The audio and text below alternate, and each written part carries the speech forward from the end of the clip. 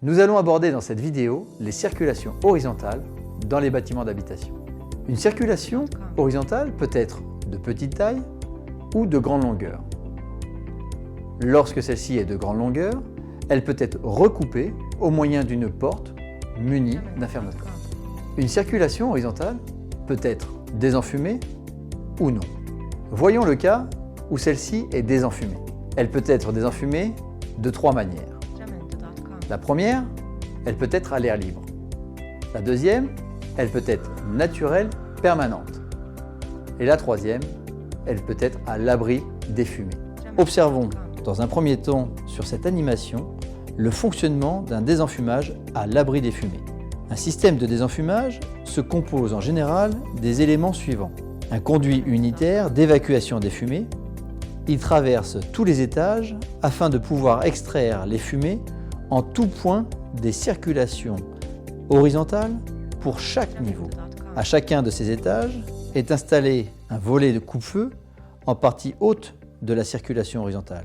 Un conduit unitaire d'amener d'air frais, fermé en temps normal, le volet est prêt à s'ouvrir pour extraire les fumées. L'évacuation des fumées ne peut avoir lieu que s'il y a une amenée d'air compensatrice. Pour désenfumer une circulation horizontale, il faut donc également implanter un conduit d'amener d'air frais. Voyons ensemble le principe de désenfumage. Une fois le détecteur implanté au plafond d'une circulation horizontale et sensibilisé par les fumées lors d'un incendie, un message est transmis au boîtier de désenfumage situé dans la gaine technique identifiée SG, souvent implanté au rez-de-chaussée, au premier étage ou dans la loge du gardien. Sur ce boîtier est identifié l'étage sinistré et va commander automatiquement l'ouverture des volets de désenfumage. Les amenées d'air frais peuvent se faire par un édicule, une grille en façade située en partie basse du bâtiment ou au sol. Puis, il doit circuler dans le conduit vertical. L'air traverse le volet d'amenée d'air frais, ventilation basse, et sa grille esthétique. Arrivé dans le couloir, l'air frais balaye les fumées en direction du volet d'extraction, ventilation haute. Côté évacuation, la fumée traverse la grille esthétique et le volet ventilation haute, puis remonte le conduit vertical pour sortir vers l'extérieur au niveau de la toiture. Toutefois, si vous souhaitez désenfumer un autre étage que l'étage sinistré, il vous faudra actionner le déclencheur manuel identifié désenfumage qui se situe dans la circulation verticale au niveau de chaque porte-palière.